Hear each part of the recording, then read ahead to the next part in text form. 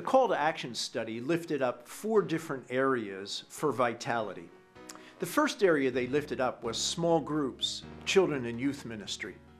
What they found is that in vital churches, they have more small groups for all ages.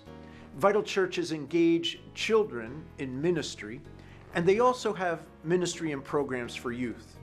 Now let's just think a moment for why this is important within the life of a congregation.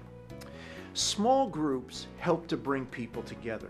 It helps them to get into smaller, informal networks where they can share about their faith, they can talk about some of their problems, and they can connect with other people.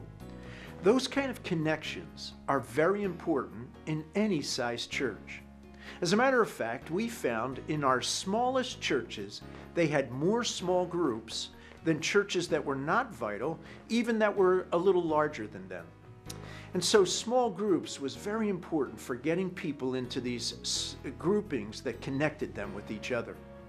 Children and youth ministry is also important when you think about vitality. I mean, what's more vital than seeing children and watching children play and engage, or seeing youth grow and develop? Congregations that aren't engaged with young people have a harder time being vital. Now, you may not have children and youth in your congregation right now, but I want to tell you there's plenty of children and youth out in the community. They're at schools, they're at ballparks, and you can take your ministry out into the community and connect with children and youth. I'll never forget one time in my own life watching my own daughter connect with a child on the television on an evangelism television show.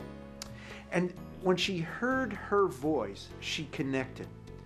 And so it's not only for we who are adults, but it's also for the children.